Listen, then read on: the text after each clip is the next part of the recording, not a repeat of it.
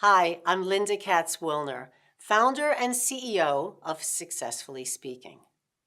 I'm thrilled to have with me today for this interview Zachary Witkower, who is a PhD candidate in social psychology at the University of British Columbia.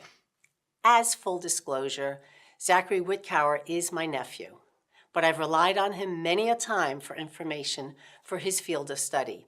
And I'd like to welcome you, Zach, and talk to you a little bit about your background and what you do at the University of British Columbia. Great. Yeah, it's so great to be here. So I'm a PhD student, as you said. I study facial expressions and bodily movement. I'm interested in how people express emotion, how they express personality, and how observers use these behaviors to form their impressions of others. Zach, I know you're doing some research on emotional communication. Tell us a little bit about that. Sure. So most of the stuff that I'm doing these days is definitely centered on emotion.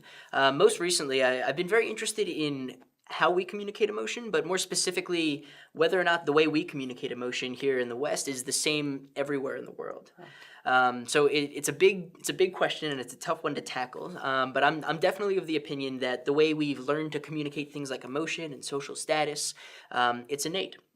So one of the reasons that I wound up at the University of British Columbia in the first place was my advisor did some great work, Jess Tracy, showing that congenitally blind people, so people who have never seen in their life, express, for example, pride the same exact way that you and I would. So what this suggests is that if you can't see and you can't model someone else's behavior, how else would you learn these things? It's unlikely it would be from social transmission of any kind.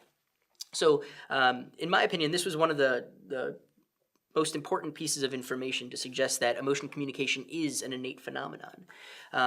So most recently, Jess and I, along with Alex Hill and Jeremy Koster at the University of Cincinnati and University of Washington, we've taken some stimuli to this remote village in Nicaragua.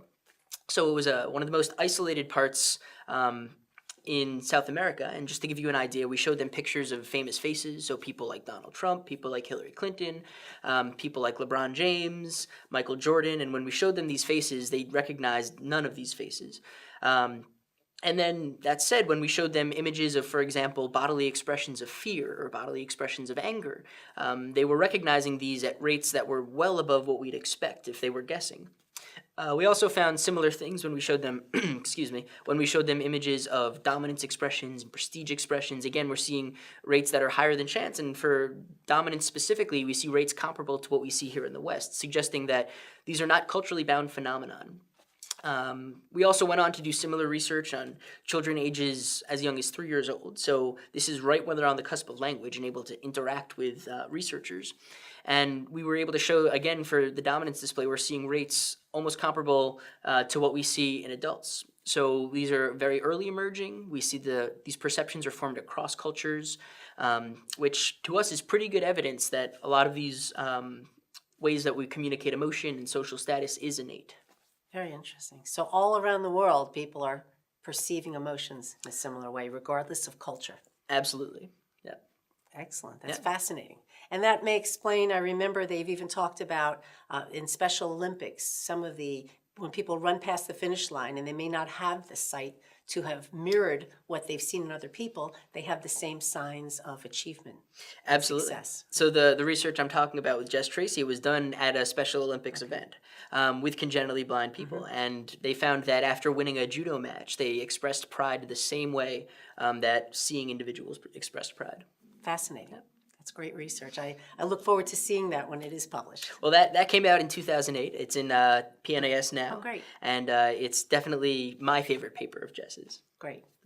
Well, it's great to have you here. It's been so enlightening to learn even more about the work that you do. It's great to be here. Thanks so much, Zach. Thank you again.